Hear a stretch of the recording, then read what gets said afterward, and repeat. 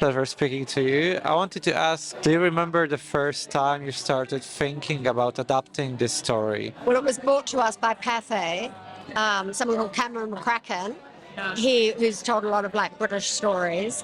He wanted to tell the story, so he brought it to us, and then we brought on Jack Thorne and Rachel and did it from there. And I think Cameron did recognise the fact that this story would be helped by having two female producers on it who might bring something else to it. And we very much wanted to bring the female perspective to it. This is a very powerful and important topic, and I wanted to ask, did you feel like this sort of like a responsibility on your shoulders to make this sort of like the ideal version of it? I mean, I think we felt very responsible to the Ovum Club and to the women that had put themselves through that process. And you're representing real people who, have all passed away as well. You always do. And you want to get everything, you want to get it right.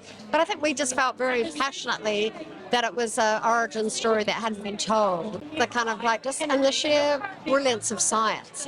And if we can make like science exciting to younger generations and especially women, I think that I think will be a really great thing.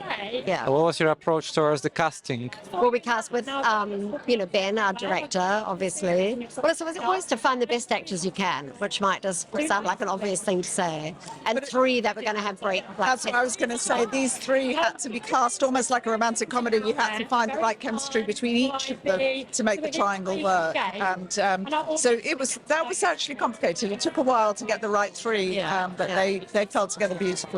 Yeah. How do you define chemistry in this film? There's an energy between them. There's an energy and an inspiration between them, and it doesn't feel.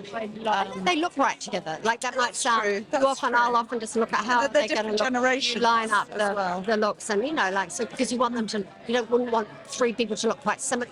So you're always looking to just have, because it's cinema. Cinematic. And do you find it important to have your premiere here at the London Film Festival? It's great to have it. London's a great festival. It's a really fantastic festival. And it felt very meaningful to a lot of the crew and the cast and everyone involved in the film. It felt like a very meaningful place to bring it, and it gives that launch pad for the film, which is definitely helpful for Netflix as well as the rest of us. Yeah. Thank you so much. Thank you. Thank you.